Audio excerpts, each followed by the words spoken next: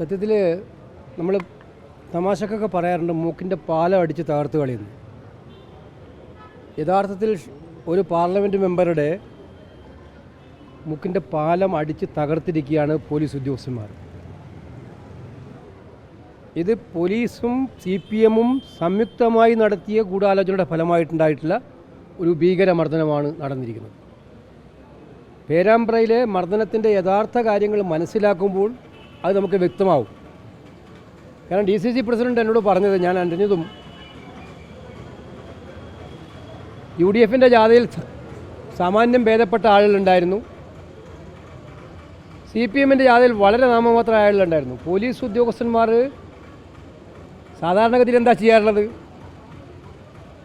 Permission എടുത്തിരിക്കുന്ന ഒരു ജാഥ പോകുമ്പോൾ ആ ജാഥ പോകുന്നത് തടയാനായിട്ട് എവിടെയെങ്കിലും കുറച്ച് ആളുകൾ സംഘടിച്ച് നിൽക്കുന്നുണ്ടെങ്കിൽ അവരെ കവർ ചെയ്യാണ് പോലീസ് ചെയ്യാറുള്ളത്. ഇത് അവരെ കവർ ചെയ്യാതെ DCC പ്രസിഡന്റ് കൊടുത്ത അഡ്വൈസാണ് ഏറ്റവും വിചിത്രമായ അഡ്വൈസ്. 50 പേര് ആയുധങ്ങളായിട്ടൊക്കെ നിൽക്കുകയാണ്, അതുകൊണ്ട് നിങ്ങൾ ഈ ജാഥ ഉപേക്ഷിച്ചു കൂടെയെന്ന്. അതൊരു ഏറ്റവും ഉത്തരവാദപ്പെട്ട DYSP തലത്തിലുള്ള പോലീസ് ഉദ്യോഗസ്ഥനാണ് പറഞ്ഞത്.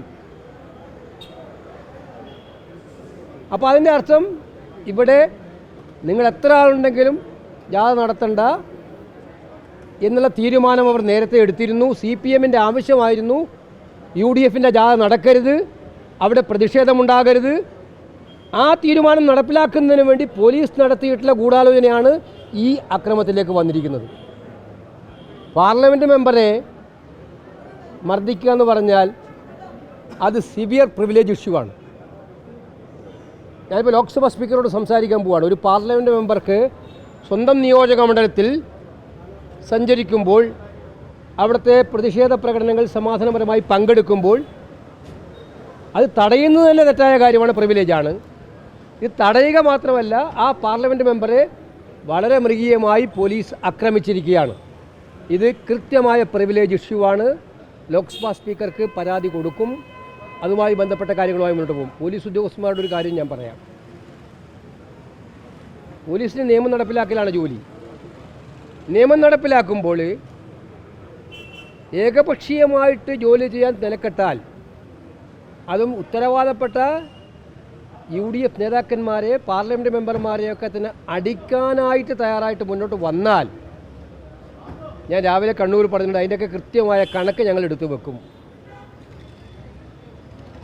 ആ ഒരു പോലീസ് ഉദ്യോഗസ്ഥനും വിചാരിക്കേണ്ട ഇതിൽ നിന്നൊക്കെ രക്ഷപ്പെട്ടങ്ങ് പോകാമെന്ന്.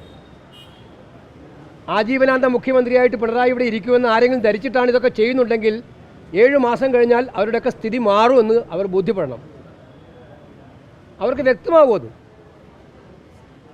അത്തരം നിന്ദ്യമായിട്ടുള്ള അക്രമങ്ങൾ ഏത് കാരണവശാലും വെച്ചു പുറപ്പിക്കുന്ന പ്രശ്നമില്ല. ഞങ്ങളിത് ശക്തമായിട്ട് മുന്നോട്ട് കൊണ്ടുപോകുന്നതിനെതിരായിട്ട്. അതുകൊണ്ട് തന്നെയാണ് ലോക്സഭാ സ്പീക്കർക്ക് കംപ്ലയിൻറ്റ് കൊടുത്ത് അതിൻ്റേതായിട്ടുള്ള വഴിയിലൂടെ മുന്നോട്ട് പോകും, പ്രതിഷേധവുമായിട്ട് മുന്നോട്ട് പോകും. അതാണ് പറഞ്ഞത്, കോൺസ്പിറസിയുടെ ഭാഗമാണെന്ന് ഞാൻ പറയാൻ കാരണം അത് തന്നെയാണ്. റൂറൽ SP പറയുന്നത് ലാത്തിച്ചാർജ് നടത്തിയിട്ടില്ല. ഇത് മെഡിക്കൽ റിപ്പോർട്ടാണ്. 2 ഫ്രാക്ചർ, നോസിൻ്റെ ലെഫ്റ്റ് ഭാഗത്തും റൈറ്റ് ഭാഗത്തും ഫ്രാക്ചർ ഉണ്ടെന്ന് നിങ്ങൾക്ക് കിട്ടിയിട്ടുണ്ടാവുമല്ലോ. ഇത് ഈ മെഡിക്കൽ റിപ്പോർട്ട് പറയുന്നതാണ്.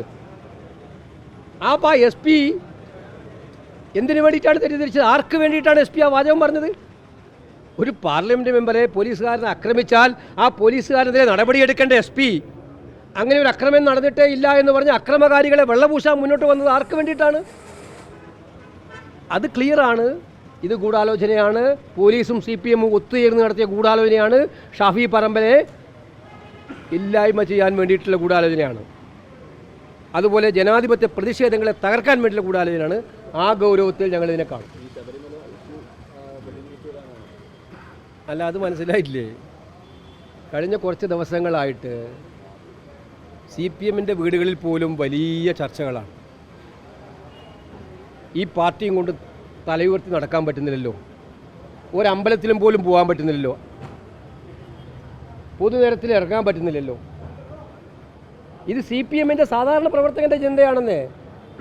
ശബരിമലയിലെ മോഷണമെന്ന് പറയുന്നത്